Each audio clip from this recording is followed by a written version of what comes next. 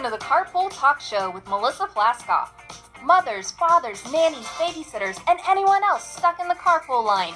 This is where you want to wait. The most amazing flowers, and I know our Periscope viewers are looking at these. They're just gorgeous, and I do love you just told me curly willow, and explain real quick the arrangements. So this is more of a tight, compact, low vase they call a pave, as your Gerber daisies, hyacinths, and lilies. Then we did another piece, basically a taller version of it, so it's a good side piece to do one at your dining table, and then one maybe for a buffet table. You said, I have been saving this list of the top 9 reasons or card messages of flowers sent to someone from Petals and Stems. You said, I've been waiting for this moment, and I think this is it. So this is your big debut.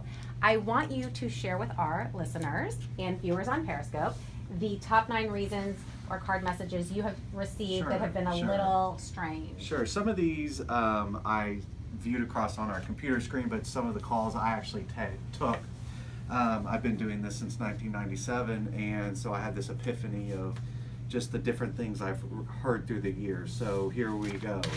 The top 9 reasons or card messages flowers sent to someone from Petals and Stems. A guy called in, and his card message said, I know you're sad that the Cowboys lost to his girlfriend. He said, so here are some cowboy flowers, love, Gabe. The next one, which was in my early on years being at the flower shop, a man called in sending flowers, and the card message said, I sat next to you on flight 83. Please give me a call. Put his phone number on there and signed it, Chuck. So pause on that real quick. Yes. So did you ever talk to Chuck again? Did he No. get the call? Did he score? I did not. Okay, I we did don't know. not. Okay, keep going.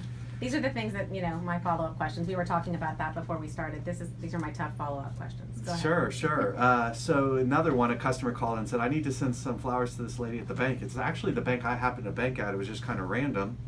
And he said, I've never said this before, but some reason I asked this lady when she was having her baby, and she looked at me and said, I'm not pregnant. And he was just mortified. Yeah, it's the worst. It's happened to me. Actually, someone asked me when I was pregnant, when I was having my twins, and I was not pregnant with twins. So, oh my. Yeah, I was really large, but still, to be asked if you're pregnant when you're not, it's not. And like he said, it was just for some reason he said it. He's never said that before. I bet not.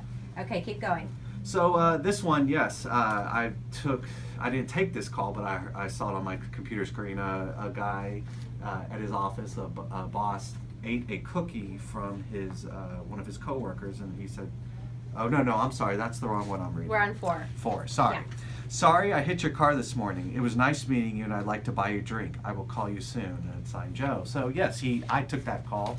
He rammed into her by accident, and I guess he felt like there was some kind of spark. I think maybe she was just being friendly because she's like, hopefully this guy has insurance. Right. I don't know. She's just looking to get a new car. I don't know how that played out, though. I do not. Okay, I love this. Keep going.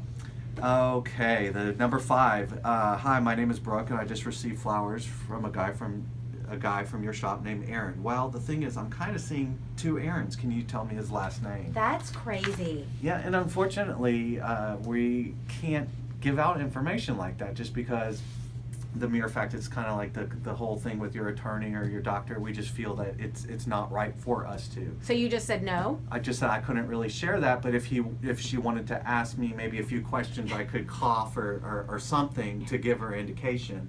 And this one I did take, and she said, was he in Austin? Like, is his billing address Austin? So I gave a little cough. So that's really the only thing that That was your little signal. Yes. Okay. All right, number 6. Okay, hi. I'd like to send some flowers to this girl named April. And I said, okay, great. What is her last name? And he says, I'm not sure what her last name is. And I did take this call, and he goes, but the one thing is that if there's more than one April in that office, she's the real hot one. And I said, I kind of laughed, and I said, how am I supposed to judge, or my delivery driver is supposed to judge which April is hot or not? So, right. Maybe the delivery guy is really into not hot girls. And like that's and that girl ends up with the flowers. And the funny thing is, and I know my wife doesn't want to be brought into this to Carrie.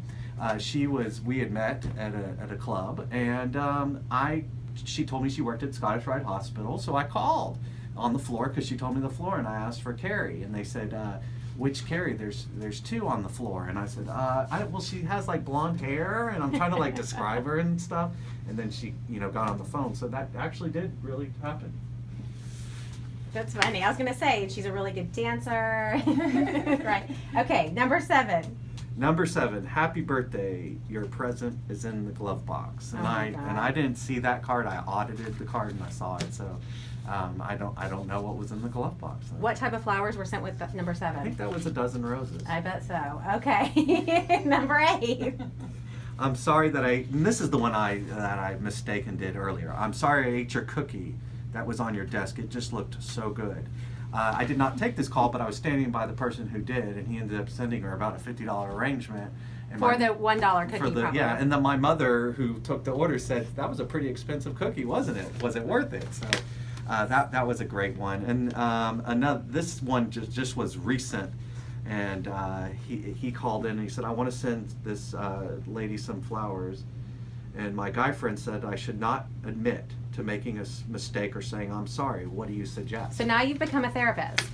This happens all the time. So that was some of the reasons that I said, you can't make this stuff up every day, because we are, in a way, we are their therapist.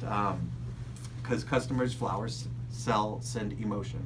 Whatever that card message is, it's telling a story or sending an emotion, good or bad. And so it happens every day. So these were just really interesting ones that just kind of make you chuckle and think.